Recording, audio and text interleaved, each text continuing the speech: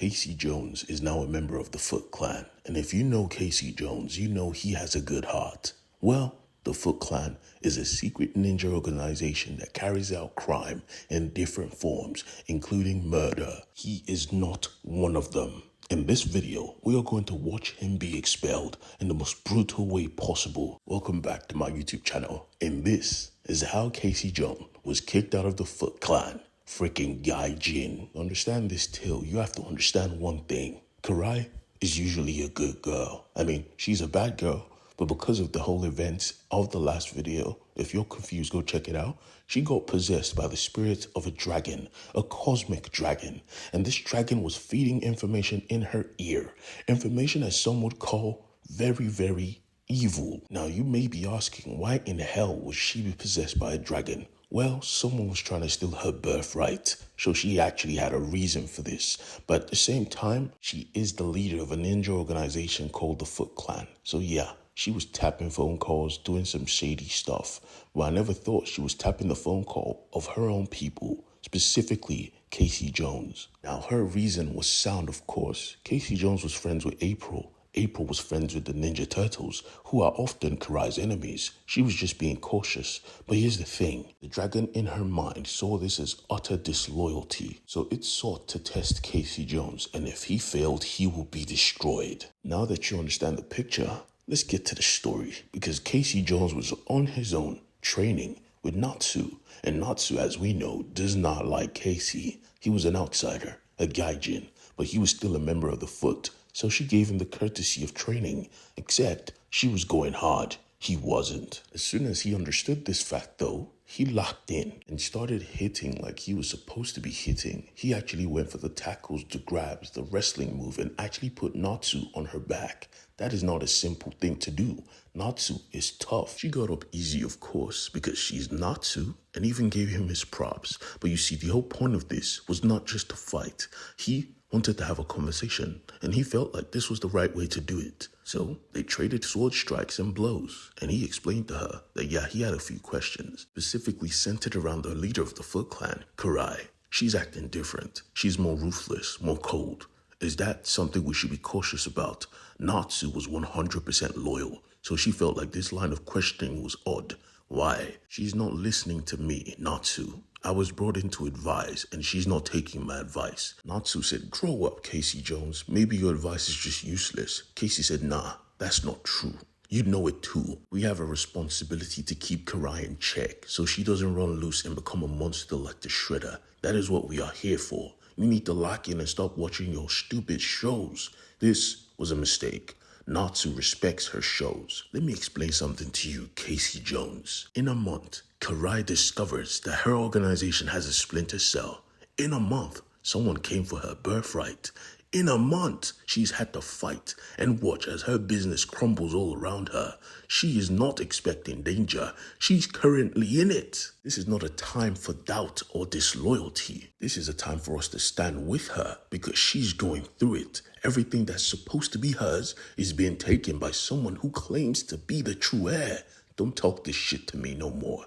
And don't disrespect my shows, or I'll break your legs. And she just left the room with Bebop and Rocksteady laughing. Boy, you don't learn. Stop disrespecting Natsu's show, man. She will beat your ass. He's like, yeah, I noticed. Anyways, what are you guys here for? They said, yeah, we need your help, Casey. You have them little human fingers. Fingers? What for? They needed him to help teleport them to Las Vegas. It was time for them to go a night out. He's like, boy, they will notice you so fast. You're an 8-foot rhino, and he's a warthog. They said, shut up. Karai gave us access to cloaking technology. Now we could just walk around like humans. Isn't this fun? Now open the portal and have a nice day, Casey. They walked through it, only for Casey to realize he was never alone in this room. She was the master of a ninja clan. This is to be expected. He was so shocked he almost pissed himself. And then she told him, Casey Jones, I need your help. Of course, Karai, what's up? She said, I need your help on an interrogation. Overnight, she had apparently done the impossible, what they have not been able to do. She captured a member of the Dogstar clan.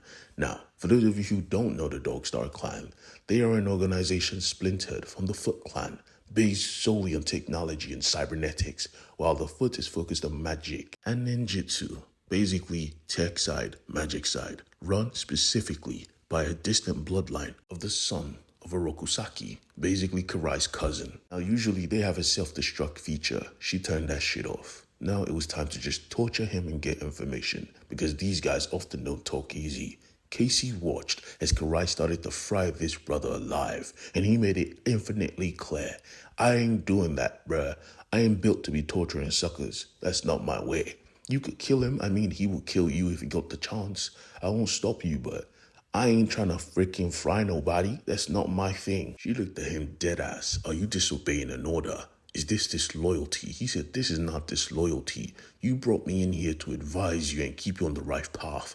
This is not the right path. You're becoming monstrous. On reflex, both of them just started to wear their masks because, yeah, it was about to pop off. They knew it instinctively. She didn't go for him first. Nah, she went for the Dogstar clan member and fried him instantly. You just killed him. Why, Karai? What the hell is going on with you? She looked at him, silence, but she wasn't talking to him. She was talking to the dragon, who was literally constantly egging her on to kill Casey Jones. When he laid hands on her, it was over. The dragon said, if you will not handle this disrespect, I will. I'm taking your body. Before his eyes, she was enveloped by flames. Karai, what is going on? She said nothing, just your death.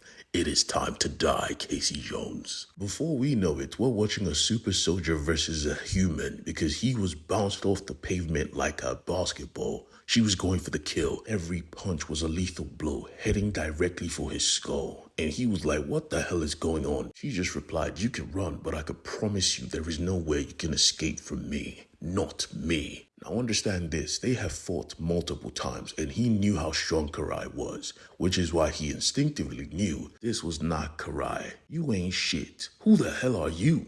I have never survived a strike from Karai. I knew it. What the hell did you do to my boss? Is this the price of the magic? Who the hell are you? And when she turned her face, he almost pissed himself. She was scaly, dragony. This was not Karai.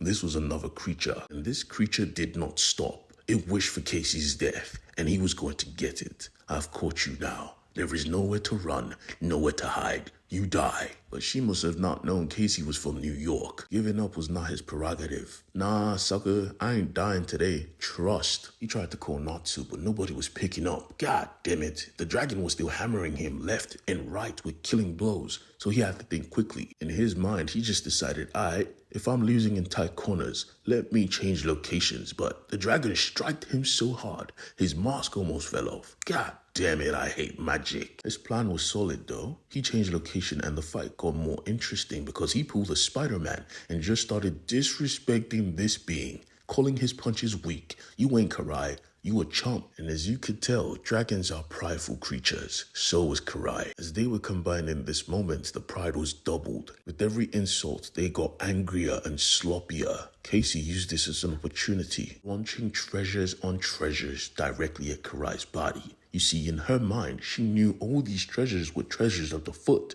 so maybe that snapped her back to reality.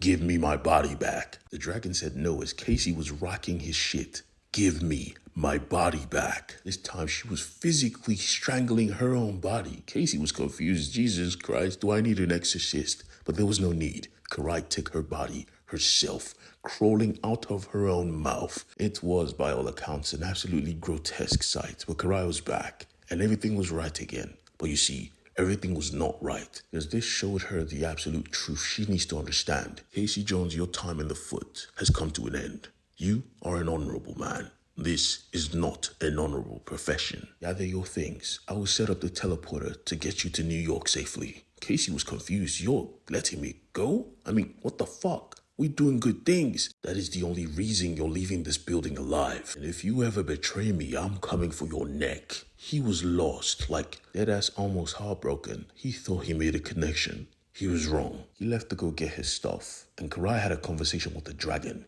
You will not do that again. It replied, yeah, I probably will. We share the same body now. The price of my magic was this. You accepted the bargain, the cost. I accepted it all right. But understand this. If you do that again, I will destroy you, dragon. The dragon laughed. We are one and the same. Destroying me is destroying yourself. She said, look at me. Look in my eyes. Do you think I wouldn't destroy you by destroying myself? Karai was her. And as promised, Casey Jones got back to New York safe. He was home, but he wasn't a member of the Foot Clan, and he let it be known. He took off the sigil and put on his mask because Casey Jones was back, and he's back with a vengeance. Ooh, this series is going to be insane. Please don't forget to leave a comment, click on the subscribe button, and yeah, give me a tip if you liked the video. Peace.